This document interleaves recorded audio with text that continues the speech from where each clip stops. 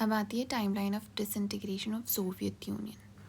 मार्च 1985 में क्या होता है, जो मिखेल गोर्बाचोव होते हैं वो as a general secretary elect होते हैं, और ये जो बोरिस येल्टसिन है इसको कम्युनिस्ट पार्टी का हेड अपॉइंट कर देते हैं और सीरीज़ ऑफ रिफॉर्म्स शुरू करते हैं। 1988 जून के अंदर क्या होता है, जो लिथुनिया है कंट्री, जो रिपब्लिक है ईस्ट यूरोप के अंदर, वो उसके अंदर इंडिपेंडेंस मूवमेंट शुरू हो जाता है और उसके बाद में ये स्प्रेड कर जाता है इस्टोनिया और लटीविया के अंदर भी। 1989 अक्टूबर में ये होता है कि सोवियत यूनियन डिक्लेयर करती है कि अब वार्सो पैक्ट के जो मेंबर्स हैं वो फ्री हैं ये डिसाइड करने की उनका खुद का फ्यूचर क्या होना चाहिए। और इसी दौरान नवंबर के अंदर बर्लिन वॉल को गिरा दिया जाता है। 1990 फरवरी के अंदर क्या होता है, गोर्बाचोव होते हैं वो कम्युनिस्ट, जो सोवियत कम्युनिस्ट पार्टी है उसको उसकी 72 ईयर लंबी मोनोपोली ऑफ पावर से हटा देते हैं और सोवियत जो पार्लियामेंट है डूमा, उस सोवियत पार्लियामेंट है उसको डूमा बोलते हैं, उसको परमिट करते हैं मल्टी पार्टी पॉलिटिक्स के लिए। यानी अब दूसरी पार्टी भी हो सकती है, अब सिर्फ कम्युनिस्ट पार्टी नहीं रहेगी वहाँ पर।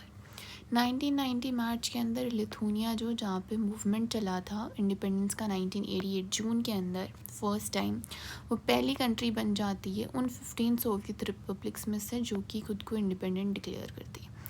1990 जून के अंदर रशियन पार्लियामेंट है वो भी खुद को सोवियत यूनियन से इंडिपेंडेंट डिक्लेयर कर देता है। 1991 जून के अंदर येल्टसिन होता है, वो अब कम्युनिस्ट पार्टी का मेंबर नहीं रहता है। इधर क्या हुआ था, 1985 में बोरिस येल्टसिन को मिखेल गोर्बाचोव ने हेड डिक्लेयर किया था कम्युनिस्ट पार्टी का, और 1991 के अंदर इंस्टील जो येल्टसिन होता है वो नहीं रहता है पार्ट ऑफ कम्युनिस्ट पार्टी का और प्रेसिडेंट बन जाता है रशिया का। 1991 अगस्त के अंदर क्या होता है, जो कम्युनिस्ट पार्टी के हार्ड लाइनर्स होते हैं वो एक कूप ऑर्गेनाइज करते हैं गोर्बाचोव के अगेंस्ट। 1991 दिसंबर के अंदर 3 Baltic republic Estonia, Latvia, Lithuania UN के मेंबर्स बन जाते हैं और बाद में नाटो को ज्वाइन कर लेते हैं मार्च 2004 के अंदर। ये बाद की स्टोरी है, ये उस टाइम चल रही हुआ है कि वो यूनाइटेड नेशंस के मेंबर बन जाते। कौन? बाल्टिक रिपब्लिक्स एस्टोनिया, लटीविया और लिथुनिया। 1991 दिसंबर के अंदर रशिया, बेलारूस और यूक्रेन डिसाइड करते हैं कि 1992 की जो ट्रीटी थी यूएसएसआर वाली उसको हटा देते हैं, उसको एनुअल कर देते हैं, यानी उसको ख़त्म कर देते हैं अब, और CIS यानी कॉमनवेल्थ इंडिपेंडेंट स्टेट्स एस्टेब्लिश करते हैं, जिसके अंदर Armenia, Azerbaijan, Moldova, Kazakhstan, Kyrgyzstan, Tajikistan, Turkmenistan, Uzbekistan भी ज्वाइन करते हैं CIS को। जॉर्जिया सबसे लास्ट में ज्वाइन करती है 1993 के अंदर। रशिया जो होती है वो यूनाइटेड स्टेट्स की सीट्स जो यूनाइटेड स्टेट्स के अंदर जो सोवियत स्टेट की जो सीट थी, USSR की जो सीट थी, उसको रशिया टेक ओवर कर देती है, जैसा कि हमने पहले भी पढ़ा था। 1991 दिसंबर 25 के अंदर जो गोर्बाचोव है वो रिज़ाइन कर देते हैं प्रेसिडेंट से, और सोवियत यूनियन के प्रेसिडेंट से रिज़ाइन कर देते हैं वो, और यही हो जाता है सोवियत यूनियन का एंड।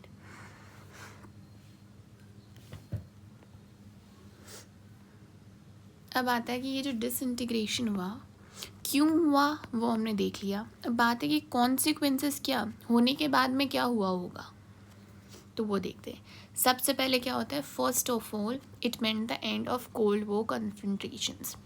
जब बाईपोलर वर्ल्ड ही नहीं रहा, यूनिपोलर वर्ल्ड मतलब जब 2 सेंटर्स ऑफ पावर ही नहीं रहे हैं, तो ना तो कैपिटलिज्म और कम्युनिज्म के बीच की कोई लड़ाई रही है और ना USSR वाले बीच की लड़ाई रही है। तो ये जो कोल्ड वॉर होता है ये ख़त्म हो जाता है और आइडियोलॉजिकल जो डिस्प्यूट था कम्युनिज्म और कैपिटलिस्ट के बीच में वो भी एंड हो जाता है।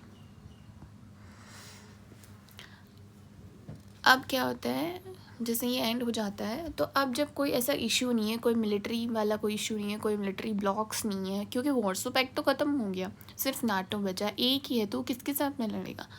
तो ये ट्रिगर करता है जो आर्म्स हैं उनको कम करने में, उनको ख़त्म करने में, उनको डिस्ट्रॉय करने में, और जो न्यूक्लियर वेपन का एक्यूमुलेशन है उसको भी कम कर देता है।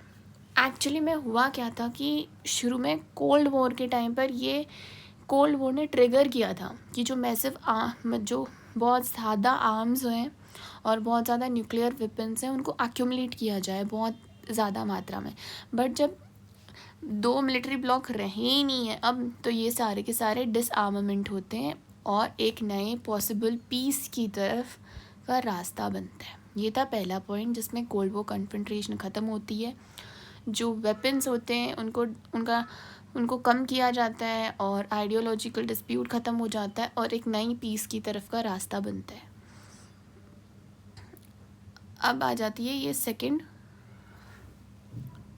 जो है सेकंड पॉइंट, वो क्या है।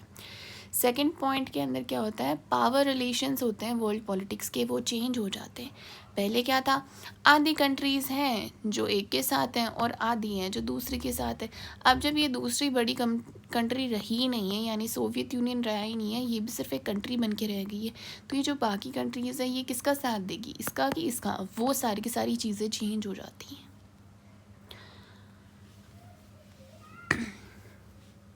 जैसे कोल्ड वॉर ख़त्म होता है, वैसे कोल्ड वॉर तो ख़त्म हो गया और जो 2 सेंटर ऑफ पावर थे उनमें से एक तो ख़त्म हो गया, एक ही बचा है। तब बात आती है कि अब क्या होगा। या तो ऐसे हो सकता है कि एक ही है बच्चे, पूरी दुनिया इसी की तरफ, इसी के इशारों पे चलेगी, यानी यही एक सुपर पावर बन जाए, यूनिपोलर वर्ल्ड बन जाए, यूनिपोलर बन जाए। या हो सकता है कि बहुत सारे ग्रुप ऑफ कंट्रीज़ कुछ मिल जाए और उन लोगों की चले जिसको कि मल्टीपोलर वर्ल्ड बोलते हैं। अब होता क्या है, जैसे यहाँ पर लिखा है कि या तो remaining super power would dominate and create a unipolar system, या group of countries would become important players and multipolar system would succeed. But reality क्या टर्न आउट होती है कि यूएस जो है सिर्फ वही एक सोल सुपर पावर बनता है, बचता है, और सारी की सारी पावर, प्रेस्टीज वगैरह सब कुछ है, जो भी कंट्रीज है कुछ भी हैं, वो सारी की सारी यूएस बैक्ड हो जाती है। कैपिटलिस्ट इकोनॉमी ही अब डोमिनेंट बचती है। इतने दिन जो कम्युनिज्म सोशलिज्म चल रहा था वो नहीं रहता, अब सिर्फ कैपिटलिस्ट इकोनॉमी ही डोमिनेट रहती है वो। और साथ में कुछ इंस्टीट्यूशंस होते हैं, जैसे वर्ल्ड बैंक हो गया, इंटरनेशनल मॉनेटरी फंड हो गया, ये उन जो बाकी कंट्रीज़ थी जो ट्रांजिशन कर रही है सोशलिज्म से कैपिटलिज्म तक, उनके लिए ये उनको फ़ंड देते हैं, उनको एडवाइस करते हैं, उनको लोन वगैरह देते हैं। कौन? वर्ल्ड बैंक और इंटरनेशनल मॉनेटरी फंड। अब पॉलिटिकली सिर्फ एक ही नोशन बचता है, वो है लिबरल डेमोक्रेसी का। तो क्या होता है, सोशलिज्म ख़त्म हो जाता है, डेमोक्रेसी चलती है, कम्युनिज्म ख़त्म हो जाता है, कैपिटलिज्म चलेगा, तो सेंटर ऑफ पावर चेंज हो जाता है। अब सुपर पावर बन जाता है यूएसए, और वर्ल्ड बैंक और आईएमएफ जैसी जो ऑर्गेनाइजेशंस हैं वो हेल्प करती है बाकी कंट्रीज़ की, ताकि वो भी कैपिटलिज्म के थ्रू ट्रांजिशन करें। थर्ड पॉइंट देखो, फर्स्ट पॉइंट हो गया कि कोल्ड वॉर कन्फ्रंटेशन ख़त्म हो गई, जो आर्म्स है वो कम हो गए। सेकंड पॉइंट हो जाता है कि पावर सिस्टम चेंज हो जाता है, बाईपोलर से यूनिपोलर वर्ल्ड बन गया, और कुछ ऑर्गेनाइजेशन जैसे world bank, international monetary fund वगैरह जो हैं वो हेल्प करते हैं बाकी कंट्रीज़ की। सिर्फ डेमोक्रेसी, लिबरलिज्म और जो क्या है कैपिटलिज्म, यही बचता है। तीसरा आता है नए स्टेट्स की, नए कंट्रीज़ का उदय। वो जो कंट्रीज़ थी, जो 15 रिपब्लिक्स थे, वो नई कंट्रीज़ बनी। अब उनकी खुद की कुछ एस्पिरेशंस हैं, उनके खुद के कुछ इंटरेस्ट हैं, वो कुछ उनके खुद के अंदर के कुछ कॉन्फ्लिक्ट्स हैं, खुद के मुद्दे हैं, जो भी हैं, उनका जो भी है वो सब कुछ अब नया नया शुरू होता है। अब इसी दौरान कुछ कंट्रीज़ क्या करती है, अब एक तो रशिया हो गई, एक इधर यूरोपियन वाले हो गए, एक ये एशियन वाले हो गए। तो ये यूरोपियन वाली जो बाल्टिक कंट्रीज़ है ना यहाँ वाली, वो क्या करती है, वो यूरोपियन यूनियन जो है, बाकी जो यूरोपियन कंट्रीज़ जो है उन्होंने यूनियन बना रखी है, ये भी उसके साथ में मिल जाते हैं, और बाद में ये यूरोपियन की नॉर्थ अटलांटिक ट्रीटी ऑर्गेनाइजेशन जो कि नाटो है उसको ज्वाइन कर लेते हैं। और इसी के साथ में जो सेंट्रल एशियन कंट्रीज़ है, इनकी जोग्राफिकल जो जगह है वो बहुत ही ज़्यादा इम्पॉर्टेंट है, तो वे अपनी जोग्राफी का जो है इसका फ़ायदा उठाना चाहते हैं, एडवांटेज उठाना चाहते हैं। ये रशिया और वेस्ट ईस्ट इन सब, अफ्रीका, इन सब के साथ में इनकी टाइज़ होती है, तो ये वैसे चाहते हैं। तो अब क्या होता है, नए प्लेयर्स इमर्ज हो जाते हैं जिनकी नई आइडेंटिटी होती है, नया इंटरेस्ट होता है, उनकी नई इकोनॉमिक और पॉलिटिकल सिचुएशंस होती हैं, नई डिफ़िकल्टीज़ होती हैं उनकी। तो ये रहे कॉन्सिक्वेंसेस डिसइंटीग्रेशन के। अब पॉइंट वाइज देख लेते हैं, ये पॉइंट्स हमें याद रखने हैं। मैंने यहाँ पे पॉइंट नोट वाइज बनाया है बुक के अंदर ही। So first point is end of cold war confrontation. Ideological dispute between socialist and capitalist ख़त्म हो जाता है। Triggered arm race accumulation of nuclear weapons, मतलब जो कोल्ड वॉर ने ये सारी जो चीज़ें करी थी, ट्रिगर किया था, उसके बाद में अभी क्या होता है, ख़त्म हो जाती है वो सारी जो ये जो चीज़ें थी, ये ख़त्म हो जाती है और नई पीस की तरफ की शुरुआत होती है। दूसरा है पावर रिलेशन में चेंज हो जाते हैं, बाइपोलैरिटी ख़त्म हो जाती है, यूएस सोल सुपर पावर बन जाता है और monetary fund, international monetary fund और वर्ल्ड बैंक के थ्रू ये हेल्प करता है, डेमोक्रेसी, लिबर्टी, ये एक नई वे ऑफ पॉलिटिकल लाइफ बन जाती है। तीसरा है नई कंट्रीज़ का उदय होना, emergence of many new countries. इनकी ये ईस्टर्न यूरोप और सेंट्रल एशिया के अंदर बनती है, इनकी अपनी खुद की एस्पिरेशन होती है, कुछ इनमें से नाटो ज्वाइन कर लेती है, कुछ जियोग्राफिकल एडवांटेज चाहती है और इनके सबके खुद के सोशल, पॉलिटिकल, इकोनॉमिकल एस्पिरेशंस होते हैं इन सब के। तो ये है इसकी consequences, you will have to remember these, okay. Now comes the shock therapy in the post communist regimes. इसमें क्या होता है, पहले तो बात आती है कि शॉक थेरेपी क्या है। शॉक थेरेपी की हमारी बुक में एनसीईआरटी में डेफिनेशन दी हुई है कि ये एक पेनफुल प्रोसेस है ट्रांजिशन का। किससे ट्रांजिशन, किसको ख़त्म करके आई हैं वो कंट्रीज़, सोशलिस्ट, अथॉरिटेरियन सोशलिस्ट जो सिस्टम था ना उनके, उसको ख़त्म करके डेमोक्रेटिक कैपिटलिस्ट वाले सिस्टम की, ये जैसे सोशलिस्ट वाला सिस्टम हो गया और ये कैपिटलिज्म, ओके ये भी उल्टा हो जाएगा। सो जैसे इधर यूएस बैक्ड था और इधर यूएसएसआर बैक्ड था, इधर कम्युनिज्म है और इधर कैपिटलिज्म है। तो इन कंट्रीज़ को इस तरफ जाने के लिए जो ट्रांजिशन लगा है ना, जो पेनफुल ट्रांजिशन लगा है, पता नहीं कितने लोगों ने जान गंवाई है, जो सारी भी चीज़ें, उस प्रोसेस को बोलते हैं शॉक थेरेपी। आगे क्या लिखा है, the model of transition in Russia, central Asia, east Europe. Russia हो गया, सेंट्रल एशिया हो गया और ईस्ट यूरोप जो हो गई वो, that was influenced by world bank and IMF came to be known as shock therapy. Shock therapy varied in intensity and speed amongst the former and the second world countries, but its direction and features were quite similar. Although her country की अपनी अलग intensity थी shock को सहने की, but almost सबके features same थे। तो अब हम इसके फीचर्स देखेंगे। इसके फीचर्स में क्या है, सबसे पहले तो कैपिटलिज्म जो है उसका टोटल ट्रांजिशन, उसमें क्या होता है, टोटल शिफ्ट चाहिए, यानी सोशलिज्म का कुछ भी नहीं चाहिए। जो सोशलिज्म की जो इंस्टीट्यूशन है ना उनको ख़त्म करो, सारों को इनको टोटली रूट आउट कर दो और कैपिटलिस्ट इकोनॉमी बनाओ और जो एग्जिस्टिंग सोवियत पीरियड के जो स्ट्रक्चर्स हैं ना उनको टोटली रूट आउट कर दो। अब इसके थ्रू क्या होता है, प्राइवेट ऑनरशिप आ जाती है हर चीज़ की। मतलब पहले स्टेट ऑन करता था, अब स्टेट वाला तो सिस्टम रहा नहीं है, तो प्राइवेट ऑनरशिप आती है और यही एक डोमिनेंट पैटर्न बन जाता है प्रॉपर्टी के लिए। इसमें जो कॉरपोरेट्स थे, जो स्टेट के जो एसेट्स हैं, इन सब का प्राइवेटाइजेशन हो जाता है। साथ में जो कलेक्टिव फार्म्स थे जहाँ पे सब लोग साथ में खेती करते थे, उसके बाद में सरकार डिस्ट्रीब्यूट करती थी, वो कलेक्टिव नहीं रह के अब प्राइवेट फार्मिंग बन जाती है और फार्मिंग में भी कैपिटलिज्म आ जाता है। अब ये जो होता है ये डायरेक्टली सोशलिज्म से कैपिटलिज्म तक चल जाता है। ये जो टोटल शिफ्ट है वो, ये बीच में ना अपने को एक रास्ता नहीं छोड़ता कि कुछ, या तो ऐसे हो सकता था कि स्टेट कंट्रोल्ड सोशलिज्म हो जाए या स्टेट कंट्रोल्ड कैपिटलिज्म हो जाए, बट ये जो थर्ड पॉसिबिलिटी थी इसका चांस ही ख़त्म हो गया। अब डायरेक्ट क्या होता है, डायरेक्ट क्या हुआ ना कि जो सोशलिज्म था उसे डायरेक्टली कैपिटलिज्म के पास में चली गई चीज़ें। तो उसमें क्या किया इन्होंने, रूट आउट कर दी जो एग्जिस्टिंग स्ट्रक्चर्स थे, इंस्टीट्यूशंस थे, उन सबको, और जो प्राइवेट ऑनरशिप वगैरह थी उसको वापस लिया है स्टेट ऑनरशिप से, और यही एक डोमिनेंट पैटर्न बन गया प्रॉपर्टी के लिए। जो इंडस्ट्रीज़ थी उन सब का प्राइवेटाइजेशन हो गया, उनकी कॉरपोरेट ऑनरशिप बन गई। कलेक्टिव फार्म्स जो थे वो वापस प्राइवेट फार्म्स बन गए और ये हो गया इनका पहला कैपिटलिस्ट के लिए ट्रांजिशन सोशलिस्ट से। अब आ जाते हैं सेकंड पॉइंट। सेकंड पॉइंट में क्या होता है, अब वो सारी चीज़ें जो कंट्री के अंदर थी, कंट्री के अंदर तो इकोनॉमी वाली कंडीशंस चेंज होता रहती। अब बाहर आती है कि कंट्री के बाकी कंट्रियों के साथ में जो रिलेशंस है ना, उसको बोलते हैं एक्सटर्नल इकोनॉमिक कंडीशंस, ओरिएंटेशन वगैरह, कि ये कंट्री इसका साथ देगी या उसका साथ देगी, इसी किसके साथ में ट्रेड करेगी वगैरह वगैरह, जो भी है ये वाली जो चीज़ें ना, ये भी चेंज हो जाती है।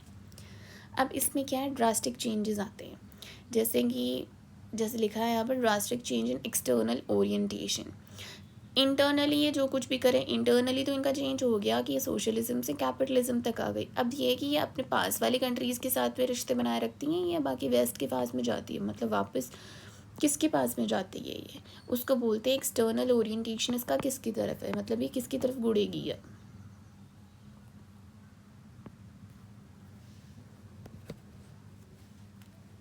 अब इसके थ्रू क्या होता है, एक नया डेवलपमेंट आता है। उस डेवलपमेंट में क्या होता है, free trade, free to trade वाली जो चीज़ है ना, वो आ जाती है।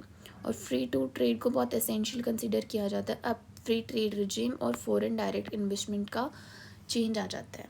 फ्री ट्रेड में क्या होता है कि टैक्स नहीं लगता इम्पोर्ट्स के एक्सपोर्ट्स के ऊपर, और दूसरी कंट्रीज़ की जो कंपनीज़ हैं वो भी आपकी कंट्री में आके इन्वेस्टमेंट कर सकती है। इसको बोलते हैं फॉरेन डायरेक्ट इन्वेस्टमेंट। ये सारी की सारी चीज़ें आ गई। ये पहले जो सोशलिज्म था उसमें नहीं थी, कैपिटलिज्म के अंदर तो थी, बट अब आ गई क्या, फ्री ट्रेड रजीम और फॉरेन डायरेक्ट इन्वेस्टमेंट। अब नई, अब इसमें और चेंजेस हो गए कि फाइनेंशियली चीज़ें ओपन अप, फाइनेंशियली कंट्रीज़ थी वो ओपन अप होने लग गई। जो करेंसी थी, उसकी करेंसी की वैल्यू को ज़्यादा भी किया जा सकता है, कम भी किया जा सकता है। हम सुनते हैं ना कि आज रुपये के डॉलर से भाव कम हो गए या ज़्यादा हो गए, वो वाली चीज़ें। और साथ में करेंसी की कन्वर्टेबिलिटी भी आ गई, और दूसरी कंट्री के लोग आके अपनी कंट्री में इन्वेस्टमेंट भी कर सकते हैं, जैसे कि ये फॉरेन डायरेक्ट इन्वेस्टमेंट जो था। फाइनली एक ट्रांजिशन आता है, जब क्या होता है, ये जो इकोनॉमिक एक्सटर्नल इकोनॉमिक ट्रांजिशन है, इसमें क्या होता है, ये जो ईस्ट यूरोपियन कंट्रीज़ वगैरह जो कंट्रीज़ थी, ये आपस की जो आसपास की जो कंट्रीज़ थी, इनके साथ में जो रिलेशन बना के रखती है, सोवियत कंट्री यूनियन के साथ में जो रिलेशन बना के रखा था इन्होंने, ये सारा तोड़ देती है। और अब ये आसपास वालों के साथ में रिलेशन, इकोनॉमिक रिलेशन रखने की बजाय अब ये क्या करती है, वेस्ट के साथ में इकोनॉमिक रिलेशन बनाना शुरू कर देती है।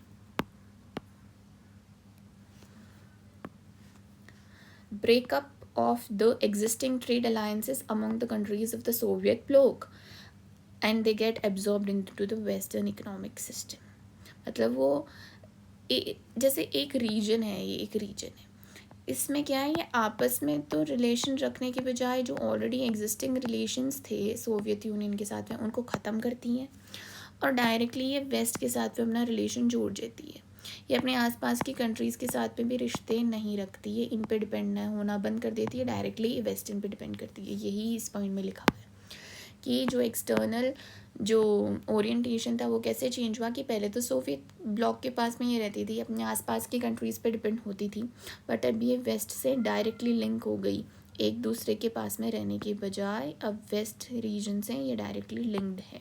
ओके, अब थर्ड पॉइंट आता है कि वेस्टर्न जो चीज़ें हैं ना, जो वेस्टर्न सिस्टम में, उसका कम्प्लीटली एब्जॉर्प्शन हो जाए, मतलब कम्प्लीटली उसी के अंदर घुल जाए, ये भूल जाएंगे सोवियत जैसी कोई चीज़ है, जो सोवियत यूनियन का जो सोशलिज्म वगैरह जो चीज़ें थी ना, वो कोई है भी, ये डायरेक्ट इनका एब्जॉर्प्शन होने लग जाता है वेस्टर्न इकोनॉमिक सिस्टम में। और इसमें हेल्प करती हैं जो वेस्टर्न लीडर्स हैं, जो कैपिटलिस्ट लीडर्स वगैरह हैं, वो हेल्प करते हैं, इनको गाइड करते हैं। और साथ में जो वर्ल्ड बैंक और IMF जैसे ऑर्गेनाइजेशंस हैं, वो इनकी इस डेवलपमेंट में हेल्प करते हैं, गाइड करते हैं, तो इनके थ्रू इनका कंप्लीट वेस्टर्न एब्जॉर्प्शन हो जाता है इकोनॉमिक सिस्टम के अंदर। अब ये जो पॉइंट्स थे, ये इसके जो पॉइंट्स थे, शॉक थेरेपी क्या लगी, उस शॉक थेरेपी के ये सारे पॉइंट्स हो जाते हैं कंप्लीट। अब हम एक बार रिवाइज करके देख लेते हैं क्या है। ये जो पॉइंट्स मैंने लिखे हैं यहाँ पर, यहाँ से लेकर यहाँ तक, और जो भी ऐसे नोट्स वाले में लिखे हुए हैं वो आपको पक्का देखने ही है। मतलब इट वुड बी बेटर अगर आप नोट्स बना लें तो, और ये छोटे बनाए हुए हैं, ये इस चैप्टर का पूरी समरी आ जाएगी इन सब चीज़ों के अंदर, सो ये देख लेना। फर्स्ट पॉइंट क्या था, कैपिटल ट्रांजिशन, कैपिटलिस्ट से transition, total shift to capitalism, जो ओल्ड सोवियत एरा के स्ट्रक्चर्स थे उनका रूट आउट करना पूरा। प्राइवेट ओनरशिप एक डोमिनेंट इकोनॉमिक सिस्टम बन जाता है जिसमें प्राइवेटाइजेशन हो जाते हैं, स्टेट की जो एसेट्स थे उनके, कलेक्टिव फार्मिंग भी प्राइवेट फार्मिंग में कन्वर्ट हो जाती है। सेकेंड आया था इकोनॉमिक रीओरिएंटेशन, पहले जो ओरिएंटेशन था उससे चेंज हो के अब नया कुछ ओरिएंटेशन बनना है। इनके नए एक्सटर्नल रिलेशंस बनते हैं, एक्सटर्नल रिलेशन इकोनॉमिक्स में चेंजेस आते हैं और ये फ्री ट्रेड रिजीम और फॉरेन डायरेक्ट इन्वेस्टमेंट के अंदर शिफ्ट कर जाते हैं। और ये वे लीड करता है किसमें, ताकि फाइनेंशियल ओपनिंग अप हो और करेंसी की कन्वर्टेबिलिटी भी हो, करेंसी का डीरेगुलेशन भी हो। इन सब के अंदर ये वाली जो फ्री ट्रेड रिजीम और इनका ओपन अप हुआ है ना, ये रीओरिएंटेशन जो है उसमें ये हेल्प करता है। चेंज इन रीजनल अलायंसेस, अब नए अलायंसेस बनते हैं इनके, कैसे, जो नए नेशंस है वो अपने अलायंसेस, जो पुराने सोवियत एरा के जो अलायंस थे ना उनको चेंज करनी शुरू कर देती हैं। जो उनके एग्जिस्टिंग मिलिट्री अलायंस थे वो ख़त्म हो गए, क्योंकि वॉर्सो पैक्ट तो ख़त्म हो गया था, वॉर्सो पैक्ट के बाद में उन्होंने नाटो ज्वाइन कर लिया था, और इसी के थ्रू ये डायरेक्टली वेस्टर्न कंट्रीज से लिंक करना शुरू कर देते इंस्टीड दैन दो that of the each other. तो एक दूसरे से नहीं रखने की बजाय ये अब वेस्ट के साथ में रखते हैं। ये थर्ड पॉइंट हो गया। And fourth point is western integration, यानी जो मैं कह रही थी वेस्ट के अंदर पूरा एब्जॉर्प्शन होना है इनका, absorbed in the western Nations, और वेस्टर्न नेशन के अंदर पूरा एब्जॉर्ब होना उनका, साथ में जो वेस्टर्न आइडियोलॉजी है कैपिटलिज्म की, डेमोक्रेसी की, उसके अंदर भी। ये किसके थ्रू हो रहा था, इसमें जो वेस्टर्न लीडर्स थे और जो इंटरनेशनल ऑर्गेनाइजेशन थे, IMF, UN, वर्ल्ड बैंक वगैरह, उनकी हेल्प के थ्रू, उनके गाइडेंस के थ्रू ये वेस्ट में एब्जॉर्ब होना, यानी वेस्टर्न इंटीग्रेशन। ये थे points. Shock therapy in post communist regimes. Shock therapy क्या था, पेनफुल प्रोसेस है ये ट्रांजिशन का, एक अथॉरिटेरियन सोशलिस्ट से डेमोक्रेटिक कैपिटलिस्ट के पास में जाने का, जिसमें हेल्प कर रही थी IMF और वर्ल्ड बैंक। ये इसको क्या कहते हैं हम, शॉक थेरेपी। और ये शॉक थेरेपी किसके अंदर हुई है, जो कम्युनिस्ट, जो सोवियत एरा की जो कंट्रीज़ थी, अब वो सोवियत एरा की कंट्रीज़ नहीं रही है, तो वो क्या हो गई, पोस्ट सोवियत एरा, यानी एरा के बाद में जो आया, यानी पोस्ट कम्युनिस्ट या पोस्ट सोवियत एरा। अब शॉक थेरेपी तो हो गई, अब बात आती है इस शॉक थेरेपी के कॉन्सिक्वेंसेस क्या हुए हैं। तो कॉन्सिक्वेंसेस में सबसे पहली बात क्या आती है कि जैसे ही आप एक सिस्टम में दूसरे सिस्टम में जाओगे, आपकी सारी की सारी जो इकनॉमी है वो ख़त्म हो जाएगी, वो रुइन हो जाएगी, वो डिस्ट्रॉय हो जाएगी। तो ये जो शॉक थेरेपी है ना, it brought ruin to the economies and disaster upon the people of the entire region. ये जो पूरा सोवियत एरा में जो लोग रह रहे थे, सोवियत रीजन के जो लोग थे, यूरोपियन कंट्रीज़ हो गई, रशिया हो गई, और ये एशियन जो कंट्रीज थी सेंट्रल एशिया वाली, इन सब के ऊपर एक कंप्लीट इकोनॉमिक रूइन आ जाता है, और साथ में ये हो जाती है, इनके अंदर डिज़ास्टर भी आ जाता है, इकोनॉमिक रूइन भी हो जाता है। अब कैसे होता है, जो रशिया की स्टेट कंट्रोल इंडस्ट्रीज़ थी ना, पहले तो स्टेट ही कंट्रोल करता था, तो वो जो स्टेट कंट्रोल इंडस्ट्री थी ना, उनका कॉलेप्स ही हो जाता है ऑलमोस्ट, क्योंकि उन इंडस्ट्रीज़ को अब बेचा जाता है प्राइवेट लोगों के पास में। और क्या होता है, जो ज़्यादा से ज़्यादा इवन अप्रॉक्स 90% जो इंडस्ट्रीज़ है ना, वो कम रुपयों में बेच दी जाती है प्राइवेट इंडिविजुअल्स को या कंपनीज़ को, सेल कर दी जाती है, मतलब उनकी एक सेल रखी जाती है, कुछ कूपन्स लोगों को दिए जाते हैं कि आप सब लोग ले लो, लेकिन जो लोग होते हैं वो ब्लैक मार्केट में उन कूपन्स को बेच देते हैं, क्योंकि उनके पास उनको पैसों की ज़रूरत होती है। तो इन सब के चक्कर में क्या होता है, ये जो वैल्यूएबल इंडस्ट्रीज़ थी, इनकी वैल्यू तो जितनी, जैसे इनकी इतनी वैल्यू है, बट इनको अब ख़रीदा जा रहा है, सब लोग इनको ख़रीदना चाह रहे हैं, बेचना चाह रहे हैं, स्टेट बेचना चाह रहा है, लोगों को चाहिए, कूपन्स वगैरह दिए हैं। अब इतनी सारी है, जल्दी जल्दी इसको चेंज करना है, तो क्या होता है, जो ये इतने पैसों में ख़रीदी जानी थी ना, वो इतने से ही पैसों में ख़रीदी जाती है, और ऐसी हज़ारों कंपनीज ऐसे ख़रीदी जाती है। तो इसको क्या बोलते हैं, largest garage sale in the history. तो ये इनकी इतनी बुरी कंडीशंस हो जाती हैं। अब बात आती है जो रूबल है, रूबल क्या है, रशिया की करेंसी है, उसकी वैल्यू बहुत ही ज़्यादा ड्रास्टिकली गिर जाती है। पहले यहाँ पर थी तो अचानक से ही जाके इतनी सी रह जाती है, बहुत ज़ोर से गिरती है। और जब ये गिरती है, जो इन्फ्लेशन होता है, जो महंगाई होता है, वो महंगाई होती है वो बहुत ज़्यादा बढ़ जाती है। और जब महंगाई बढ़ गई तो लोगों की जो सेविंग्स थी वो अब ख़त्म हो जाती है, उनके पास में कुछ भी नहीं बचता, सब कुछ ख़त्म है अब उनके पास में। क्या हुआ, जो रूबल है उसकी जो वैल्यू है वो गिरी बहुत तेज़ी से, ड्रामेटिकली डिक्लाइन हुई। और इसकी वजह से क्या हुआ, इन्फ्लेशन था वो बढ़ा। इन्फ्लेशन का मतलब होता है महंगाई बढ़ी। और महंगाई की वजह से, महंगाई बढ़ी तो लोगों की सेविंग्स थी वो ख़त्म हो गई। अब ये एक पॉइंट है। अब इसमें ही क्या होता है कि जो कलेक्टिव फार्मिंग वगैरह ये सारा जो सिस्टम था ना, ये वाला इसको डिसइंटीग्रेट करके प्राइवेट फार्मिंग वगैरह शुरू हो जाती है। तो पहले जो फूड सिक्योरिटी थी ना लोगों के पास में, अब वो भी ख़त्म हो जाती है। अब इनको फूड भी इम्पोर्ट करना पड़ता है। और जो रशिया की जो जीडीपी, इन जीडीपी क्या होता है, हम सोचते हैं ना कि जीडीपी को बढ़ता रहना चाहिए, तो उनकी जीडीपी 1989 में जो थी ना, उससे भी ज़्यादा कम हो गई रशिया की जीडीपी 1999 तक आते आते। सो कम्प्लीटली जो ट्रेड स्ट्रक्चर वगैरह जो कुछ भी था ना पुराना, सब कुछ ख़त्म हो गया and it was a complete economic रूइन। अब क्या आता है, जो फूड सिक्योरिटी ख़त्म हो गई और पहले जो ये सोशल वेलफेयर वाला जो सिस्टम था ना, सब्सिडाइज्ड, वो वाला विड्रॉ कर लेते, क्योंकि आप कौन सब्सिडाइज देगा, अब तो आपकी कैपिटलिस्ट है ना, अब तो आपको खुद को ख़रीदना पड़ेगा, स्टेट आपके लिए कुछ नहीं करेगा। तो ये डिस्ट्रॉय हो गया था पहले का जो वेलफेयर सिस्टम था वो। अब ये वेलफेयर सिस्टम डिस्ट्रॉय हुआ और सब्सिडी वगैरह ख़त्म हो गई, लोगों के पास में जो सेविंग्स थी वो वैसे ही ख़त्म हो गई है उनकी। तो क्या हुआ, लोग जो थे, जो इवन यहाँ पर थे, और ये चलो पुअर्टी लाइन माने, और कुछ यहाँ पर थे और कुछ किधर भी थे, तो ये भी पुअर्टी लाइन वाली जगह में आ गए, ये भी पुअर बन गए। तो पोवर्टी बहुत ही ज़्यादा इंक्रीज़ होने लग गई।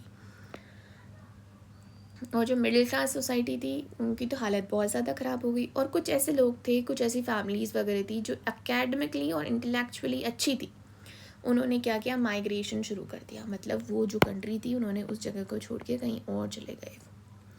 और इसी दौरान क्या होता है, जैसे जैसे ये कम होती जा रही है चीज़ें, इस टाइम पे क्या होता है, कुछ माफिया आ जाते हैं। अब माफिया इमर्ज हो जाते हैं कंट्री के अंदर, माफियाज आ गए। अब माफियाज क्या करते हैं, जैसे यहाँ पे लिखा है कि माफिया इमर्ज होते हैं, माफिया आ गए। अब माफिया ने क्या किया है, जो बहुत सारे इकोनॉमिक एक्टिविटीज़ थे, स्ट्रक्चर्स वगैरह थे, उनको उन्होंने कंट्रोल करनी शुरू कर दी। अब प्राइवेटाइजेशन जो चीज़ हुई थी, इतने दिन सोसाइटी में था कि सब लोग इक्वल है, अब प्राइवेटाइजेशन हो गया, कोई अमीर बन गया, कोई नीचे गरीब बन गया। अब हुआ क्या, इसकी वजह से बहुत ज़्यादा सोसाइटी थी वो डिवाइड होने लग गई, बहुत ज़्यादा अंतर आने लग गया इन दोनों के अंदर।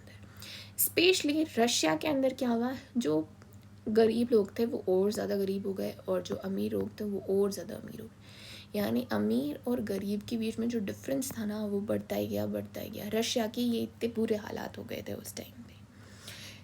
तो पहले जो सिस्टम था वो जो इक्वालिटी की बात करता था, अब वो चीज़ नहीं रही, सब्सिडाइज वगैरह सब कुछ ख़त्म हो गया है, तो लोगों के बीच में इकोनॉमिक इनइक्वालिटी बहुत ज़्यादा बढ़ गई।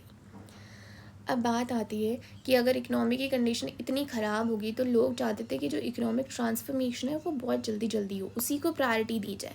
इस चक्कर में क्या हुआ, जो डेमोक्रेटिक इंस्टीट्यूशंस जो बन रहे थे उनको कम अटेंशन गया। अब उनको अटेंशन कम गया तो क्या हुआ, अब कॉन्स्टिट्यूशन, अब अपने कॉन्स्टिट्यूशन को कितना टाइम लगाया तब जाके अपना कॉन्स्टिट्यूशन बना। आप लोगों ने ये चीज़ क्लास 11 में देखी होगी। अब उनके को जल्दी बनाना था, उनके कॉन्स्टिट्यूशन को इतना ध्यान नहीं दिया, इतना अटेंशन नहीं दिया, तो वो जो कॉन्स्टिट्यूशन था ना वो वीक कॉन्स्टिट्यूशन बने, वो जल्दी में बनाए तो वो अच्छे नहीं बने। उसमें क्या हुआ, इवन इंक्लूडिंग रशिया, उनमें उन लोगों ने एक स्ट्रॉन्ग एग्जीक्यूटिव प्रेसिडेंट बनाया, जिसे उसी को बहुत सारी पावर्स दे दी, क्योंकि उनको जल्दी करना था, बहुत जल्दी करना था, तो उन्होंने जल्दी में जिसको जितनी पावर देनी है वैसे दी, और एक स्ट्रॉन्ग एग्जीक्यूटिव प्रेसिडेंट बना दिया, उसको बहुत सारी पॉसिबल पावर्स दे दी। अब क्या हुआ, जो इलेक्टेड पार्लियामेंट था ना, वो तो इस प्रेसिडेंट के पावर के चक्कर में वीक हो गया। प्रेसिडेंट पावर में यहाँ पे और पार्लियामेंट यहाँ पे है, तो पार्लियामेंट को कौन सुनेगा। तो प्रेसिडेंट क्या करता था, प्रेसिडेंट एकदम अथॉरिटेरियन बन गया। वो क्या करता था, जैसे शुरू में 10 साल के लिए इलेक्ट हुआ है तो नेक्स्ट 10 साल भी वही जीतेगा, इलेक्शन होने ही नहीं देंगे या कोई लूप होल ढूंढ लेगा उसके अंदर। यही सेम चीज़ हुई थी सेंट्रल एशिया की कुछ कंट्रीज़ में, जैसे कि तुर्कमेनिस्तान और उज़्बेकिस्तान के अंदर। तो क्या हुआ, इकोनॉमिक ट्रांसफॉर्मेशन को फास्ट करने के चक्कर में जो डेमोक्रेटिक इंस्टीट्यूशंस का कंस्ट्रक्शन था ना, उनको उतनी अटेंशन और प्रायोरिटी मिली नहीं, उसके चक्कर में बन गए वीक इंस्टीट्यूशंस, वीक कॉन्स्टिट्यूशंस, और उनके चलते बन गए, अब वीक कॉन्स्टिट्यूशन बना तो स्ट्रॉन्ग प्रेसिडेंट बन गया, और स्ट्रॉन्ग प्रेसिडेंट ने वापस वही अथॉरिटी गेन कर ली अपनी और अथॉरिटेरियन बन गया। अब ना तो वो कोई अपोजिशन मानते हैं और ना उनके पास में कोई जुडिशियल कल्चर है, क्योंकि वो तो फास्ट किया था तो इस चीज़ का टाइम मिला ही नहीं, वो इस्टेब्लिश हो ही नहीं पाया। तो ये एक बहुत बड़ा रीज़न हो जाता है। अब इन ये शॉक थेरेपी के ये सारे कॉन्सिक्वेंसेस रहे। अब क्या हुआ, बात ये कि जो ये सारी कंट्रीज़ हैं इनकी बहुत बुरी हालत हो गई, बट इन्होंने वापस रिवाइव करना, वापस अच्छा करना भी शुरू कर दिया 2000 के आसपास। Approximately 10 years after their independence, they started doing good and reviving in economy. और उनका रिवाइवल कैसे हुआ, एक्सपोर्ट ऑफ नेचुरल रिसोर्सेज उन्होंने एक्सपोर्ट किया। भले ही उन लोगों ने बहुत सारी चीज़ें इंपोर्ट करी, बहुत कुछ इंपोर्ट किया, बट उनके पास में ऑयल थे, एनर्जी रिसोर्सेज थी, उनको उन लोगों ने एक्सपोर्ट कर दिया। जैसे रशिया के पास में कुछ, अब कुछ कंट्रीज़ ऐसी भी है जिनके पास में क्या है कि ऑयल रिसोर्सेज नहीं है, लेकिन बाकी वर्ल्ड को जैसे इधर इधर डिस्ट्रीब्यूट करनी है, यहाँ पे डिस्ट्रीब्यूट करनी है इस जगह पे, पर इनके पास में है नहीं। तो अब इसने क्या है, पाइपलाइन बनाई ऐसे, तो इस पाइपलाइन का रेंट लेने के चक्कर में ये वाली जो कंट्री थी ना, इसने भी अच्छा करना शुरू कर दिया। तो ज़्यादातर के साथ में ये हुआ, जैसे Azerbaijan, Kazakhstan, Russia, Turkmenistan, Uzbekistan, इनके पास में ऑयल और गैस की अच्छी प्रोडक्शन थी, और जो बाकी कुछ थे उन टेरिटरीज़ को इन्होंने रेंट दिया, जिसके चक्कर में वो भी अच्छा करना शुरू हो गई। अब बात हम वापस वहीं पे जाते हैं और इसके पॉइंट्स रिमेंबर करते हैं कि कॉन्सिक्वेंसेज ऑफ शॉक थेरेपी क्या थे। शॉक थेरेपी का फर्स्ट पॉइंट था economic collapse, economic disaster on the entire reason, economy went into the ruin। State ने की कंट्रोल्ड जो इंडस्ट्रीज थी वो कोलैप्स हो गई, ऑलमोस्ट जो 90% प्राइवेट ऑनर्स, 90% जो इंडस्ट्रीज थी they were sold to private owners and they were devalued। यहाँ इंडस्ट्रीज लिख लेना, मैं भूल गई हूँ लिखना, अंडर वैल्यू। तो इसको क्या बोलते हैं, largest garage sale of the history. जो रूबल थी उसकी वैल्यू डिक्लाइन होगी रशिया के अंदर, जिसकी वजह से इन्फ्लेशन बढ़ा, सेविंग्स कम हुई, सेविंग्स ख़त्म ही हो गई, और जीडीपी 1989 से भी कम चली गई। ये पहला पॉइंट था इकोनॉमिक कोलैप्स का। सेकेंड आता है सोशल वेलफेयर जो था वो डिस्ट्रॉय हो गया, कलेक्टिव फार्म्स जो थे वो डिसइंटीग्रेट हो गए, कुछ बचा नहीं, फूड सिक्योरिटी थी नहीं तो इंपोर्ट करने पड़े, क्योंकि कलेक्टिव फार्म्स को उसके बाद में प्राइवेट फार्म्स बना दिया गया था, और उनकी मैकेनाइजेशन मशीनरी वगैरह उतनी अच्छी थी नहीं कि प्रोडक्शन उतना अच्छा हो सके, तो अल्टीमेटली वो कम हुआ और फूड सिक्योरिटी ख़त्म हो गई। अब फूड सिक्योरिटी ख़त्म हुई तो वही हुआ, इंपोर्ट करना पड़ा। उसके बाद में गवर्नमेंट जो पहले सब्सिडी देती थी बेसिक नेसेसिटीज़ पे वो भी बंद हो गई, तो उसकी वजह से लोग थे वो और ज़्यादा पॉवर्टी में जाने लग गए, और जो इंटेलेक्चुअली ब्लेस्ड लोग थे उन्होंने माइग्रेट कर लिया। ये सेकंड पॉइंट था कि सोशल वेलफेयर डिस्ट्रॉय हो गया एकदम। थर्ड पॉइंट आता है इनइक्वालिटी बढ़ गई, जो रिच थे वो ज़्यादा रिच हो गए और पुअर थे वो और ज़्यादा पुअर हो गए। कोलैप्स हो गया सोशलिज्म का जब कोलैप्स हुआ तो बहुत सारी इनइक्वालिटी आ गई। ये एक्चुअली एक अच्छा पॉइंट है, you need to write it in your notes और योर आंसर्स। और इन सब के चलते माफिया आए वहाँ पर, and mafia started controlling many of the economic activities. Fourth था वीक कॉन्स्टिट्यूशन। क्या हुआ, पुअर इकोनॉमिक सिचुएशन थी जिसके तहत प्रायोरिटी दी गई थी इकोनॉमिक ट्रांसफॉर्मेशन को, जिसके चलते जो डेमोक्रेटिक इंस्टीट्यूशंस थे उनको नेग्लेक्ट किया गया, which led to the framing of constitutions in hurry, and that left with a lot of loopholes which were made in advantages of the presidents, which were very powerful in executive manner। और इन्होंने कोई opposition नहीं दी, कोई independent judiciary नहीं बनी और become authoritarian. अब क्या बात आती है टेंशन्स एंड कॉन्फ्लिक्ट्स की, ये सब कुछ हो गया। बट अब वो जो रीजन, जो सोवियत रिपब्लिक्स वाला जो रीजन था ना, वो अभी भी प्रोन है कॉन्फ्लिक्ट, सिविल वॉर्स और इंसर्जेंसीज का। मतलब वहाँ पर जो बीच बीच में एक कंट्री, इसमें इतने सारे सेक्ट लोग रह रहे हैं, इतने सारे सेक्शन के लोग रह रहे हैं, कुछ डिफरेंट रिलीजन फॉलो करते हैं, कुछ की डिफरेंट एथनिसिटी है, उनके बीच में आए दिन कॉन्फ्लिक्ट होता रहता है। या तो वो खुद ही आपस में कॉन्फ्लिक्ट करेंगे, या कोई बाहर वाली पावर है वो आके इन पे हावी होने की कोशिश करती है। तो ये रीजन है, इसमें ये वाली चीज़ें इवन अभी तक होती है। अब इसमें कौन कौन सी है? सबसे पहले रशिया है। रशिया की 2 रिपब्लिक्स है। वो ना सेक्शनिस्ट मूवमेंट चलाती है बहुत ज़्यादा, एक वायलेंट मूवमेंट, जिसमें क्या होती है, जो मिलिट्री है वो बॉम्बिंग कर देती है। इसके चक्कर में बहुत सारे ह्यूमन राइट वायलेशंस होते हैं। आपको जस्ट इतना याद रखना है कि रशिया की 2 रिपब्लिक्स है, कीनिया और डेगस्तान।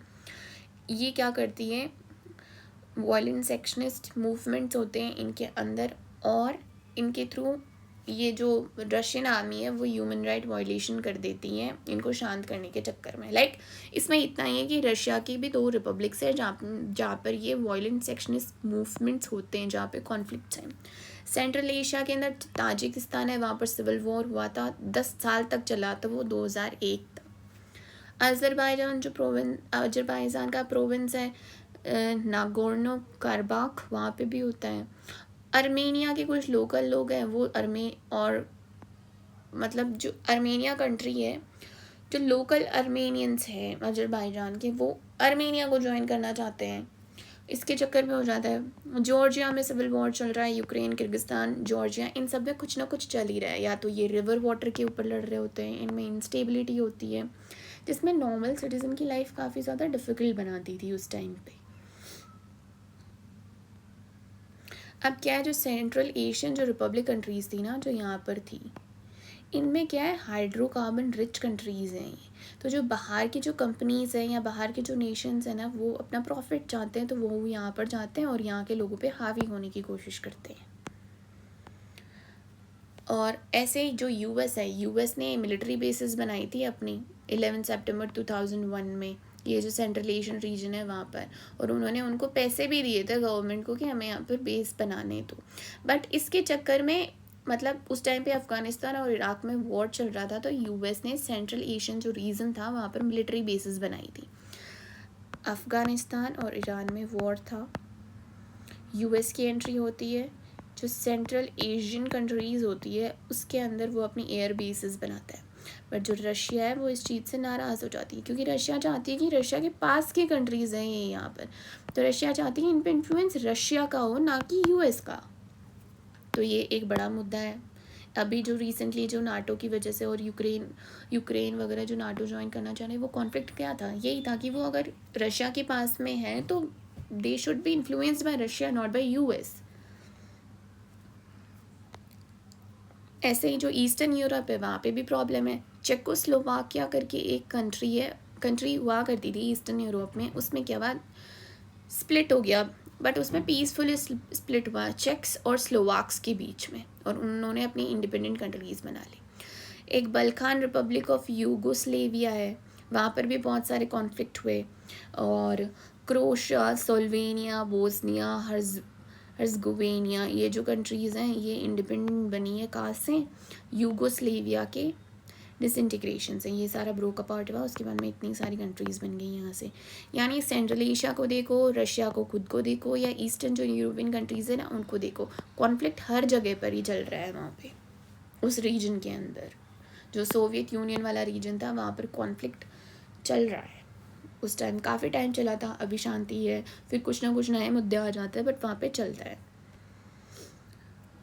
यहाँ पर किस किस में चलता है ये आपको खुद को लिखना है। रशिया में है, अभी अपन ने देखा था कि रशिया के अंदर है, ताजिकिस्तान में है, अज़रबैजान में है, जॉर्जिया में, चेकोस्लोवाकिया, यूगोस्लेविया। यूएस ने बेस बनाई थी जिसमें यूएस इन्फ्लुएंस हो रहा था। रशिया बोलता है कि ये मेरी नियर अब्रॉड कंट्रीज़ है, तो यहाँ पर मेरा इन्फ्लुएंस होना चाहिए था। सेंट्रल एशियन में ऑयल कंपनीज़ है, बाहर की ऑयल कंपनीज़ है, वो चाहती है कि उनका हो वहाँ पर फ़ायदा। तो बहुत सारी चीज़ें हैं, बहुत सारी प्रॉब्लम्स हैं जो है अब पोस्ट सोवियत रीजन में। अब इंडिया और पोस्ट कम्युनिज्म जो कम्युनिस्ट कंट्रीज़ हैं उनके बीच के रिलेशंस कैसे हैं। इंडिया ने अच्छे रिलेशंस मेंटेन करे हैं ज़्यादातर पोस्ट कम्युनिस्ट जो कंट्रीज़ हैं उनके साथ। स्टिल रशिया और इंडिया का जो है ना रिलेशन वो स्ट्रॉन्गेस्ट है उन कंट्रीज़ के साथ। और रशिया भी इंडिया की जो फॉरेन पॉलिसी है उसको सपोर्ट करता है। मतलब एक ट्रस्ट और कॉमन इंटरेस्ट की ये है जहाँ पे लोग चाहते हैं कि रशिया भी चाहती है और इंडिया भी चाहती है कि वर्ल्ड मल्टीपोलर वर्ल्ड रहे, नॉट यूनिपोलर जहाँ यूएस के पास में सारा पावर है। ये दोनों कंट्रीज़ चाहती हैं कि मल्टीपोलर वर्ल्ड बने। तो इनके खुद के पर्सनल कॉमन इंटरेस्ट है और आपस में ट्रस्ट भी अच्छा बिल्ड हुआ है। साथ में कल्चरली भी बहुत फेमस है। जो बॉलीवुड मूवीज़ हैं, हीरोज़ हैं, वो रशिया में बहुत फेमस है, जो कि यहाँ पे लिखा है। And I don't think I need to explain these. अब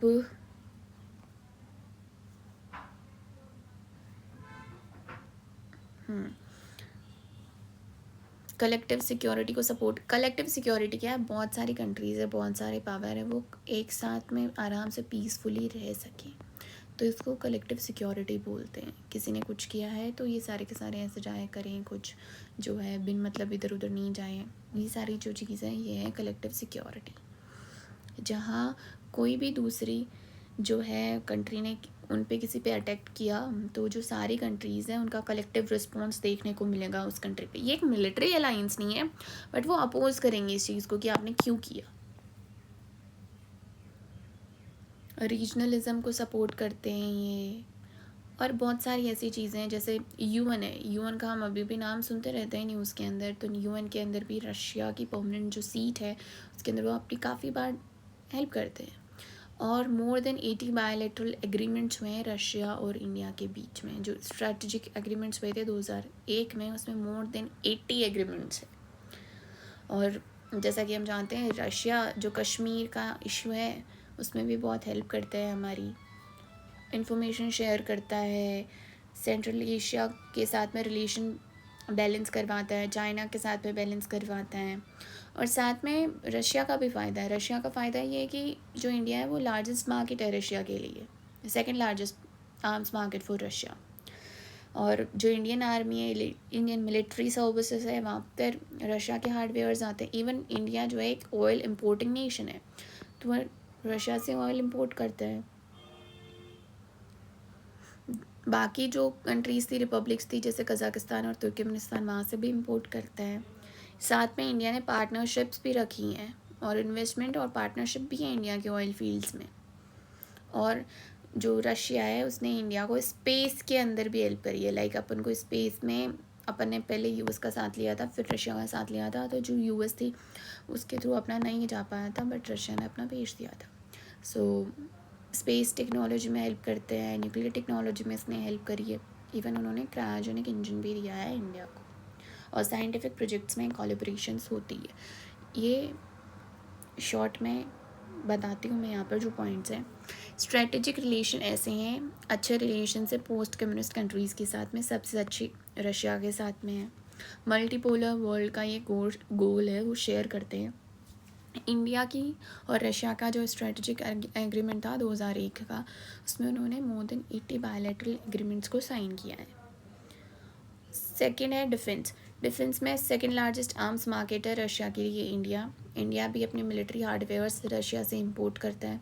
अच्छे बायलैटरल टाइज हैं इनके डिफेंस के अंदर भी, और ये मिलिट्री टेक्नोलॉजी को शेयर भी करते हैं और जॉइंट प्रोडक्शन भी करते हैं बहुत सारे डिफेंस इक्विपमेंट्स का। जो इकनॉमी है, इकनॉमी के अंदर इंडिया ऑयल इम्पोर्टिंग है तो बेनिफिट करता है रशिया, कज़ाकिस्तान और तुर्कमेनिस्तान को। ऑयल के अंदर पार्टनरशिप और इन्वेस्टमेंट भी है ऑयल फील्ड्स के अंदर इंडिया की, उनके साथ में, उन countries post Soviet communist countries के साथ में। इंडिया को टेक्निकल असिस्टेंस भी दिया गया था। Steel plants of Bhilai, Bokaro, Visakhapatnam के अंदर रशिया ने किया था। और जब इंडिया के पास में फ़ॉरेन एक्सचेंज की शॉर्टेज थी, तब जो रशिया वगैरह थी, सोवियत यूनियन जो था, तब उसने इंडियन करेंसी को भी एक्सेप्ट कर लिया था। मतलब पेमेंट में जो, जैसे अभी हम लोग बाहर किसी कंट्री को पेमेंट करना होता है तो हम डॉलर्स में करते हैं उसको, लेकिन तब उन्होंने रुपीज़ के अंदर भी एक्सेप्ट कर लिया था। पॉलिटिकल गेम्स भी बहुत अच्छे हैं। जो इंडिया है, इंडिया को सपोर्ट करता है रशिया उसके कश्मीर इशू के अंदर, और बहुत सारे मेजर कॉन्फ्लिक्ट्स में जैसे 1971 के अंदर हुआ उसमें उसने इंडिया को सपोर्ट किया है। इंडिया में रशियन फॉरेन पॉलिसी को सपोर्ट करता है बट इनडायरेक्ट मैनर के अंदर करता है। और कल्चरल वाले जानते हैं हिंदी फिल्म सिनेमा बहुत पॉपुलर है, बायलैटरल टूरिज़्म बहुत अच्छा है एक दूसरे के साथ में, और बहुत सारे राइटर्स हैं जिन्होंने सोवियत यूनियन में गए हैं, वो उनको विज़िट किया है, उनकी स्टोरीज़ है, अपने सिलेबस में भी बहुत सारी स्टोरीज़ आती है रशिया की, स्पेशली हिंदी के अंदर। सो ये अपना हो गया था चैप्टर 1 कंप्लीट। जो मैंने ऐसे पॉइंट्स लिखे ना स्पेशली उनको याद रखना, वो आपके टिप्स पे होने चाहिए because they will help you to remember it easily. Answer writing में भी ये पॉइंट्स बहुत ईजिली हेल्प करेंगे क्योंकि मैंने सारे पॉइंट्स लिखे हैं। अब आपको इनको बढ़ाना है या कम करना है, लॉन्ग आंसर है तो बढ़ाना है और शॉर्ट आंसर है तो कम करना है। और आपको अगर ये हेल्पफुल लगा है तो please share it with your friends and family. और जो फीडबैक देना चाहते हैं आप या चाहते हैं मैं कुछ इम्प्रूवमेंट करूँ तो please write in the comment section. Thank you.